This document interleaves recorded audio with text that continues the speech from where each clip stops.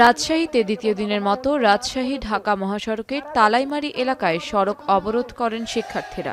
টায়ারে আগুন জ্বালিয়ে বিক্ষোভ ও স্লোগান দেন তারা। এতে মহাসড়কে দীর্ঘ যানজটের সৃষ্টি হয়। যতক্ষণ না পর্যন্ত শিক্ষামন্ত্রী পদত্যাগ না হয় আমরা ততদিন পর্যন্ত আমাদের এই অবস্থান কর্মসূচি অব্যাহত চলমান রাখবো।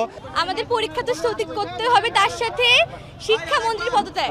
বরিশালে শিক্ষা বোর্ডের সামনে অবস্থান নিয়ে কিছু সময় ঢাকা বরিশাল মহাসড়ক অবরোধ করেন বিভিন্ন কলেজের এইচএসসি পরীক্ষার্থীরা।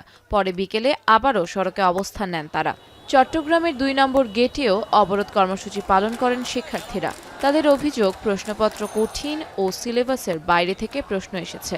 একই সঙ্গে এক বোর্ডে পরীক্ষা স্থগিত হলেও অন্য বোর্ডে পরীক্ষা চালিয়ে যাওয়াকে তারা বৈষম্যমূলক বলে দাবি করেন।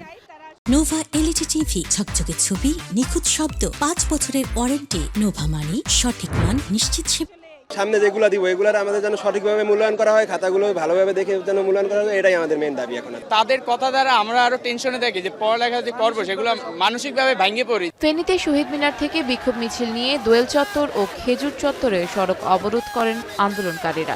প্রায় ১.৫ ঘন্টার কর্মসূচিতে শহরের প্রধান সড়কে সৃষ্টি হয় তীব্র যানজটের। পরে পুলিশের সঙ্গে আলোচনার পর অবরোধ তুলে নেন শিক্ষার্থীরা।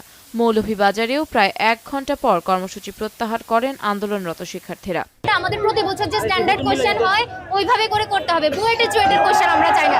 একই দাবিতে কুষ্টিয়ায় মজমপুর গেটে, সিরাজগঞ্জে, লক্ষ্মীপুর সহ বিভিন্ন জেলায় বিক্ষোভ মিছিল ও সমাবেশ করেন এইচএসসি পরীক্ষার্থীরা। শিক্ষামন্ত্রীর পদত্যাগ সহ শিক্ষাবান্ধব ব্যবস্থা নিশ্চিত করার দাবি জানান তারা। মূলত শিক্ষামন্ত্রী মিলনের পদত্যাগ, কারণ তিনি বন্যা পরিস্থিতির কথা বিবেচনা করে পরীক্ষা স্থগিত করেনি। কোথাও কোথাও আন্দোলন তুলে নিলেও দাবি আদায় না হলে আরও কঠোর কর্মসূচির হুঁশিয়ারি দেন শিক্ষার্থীরা। আফনান অপসরা, এখন।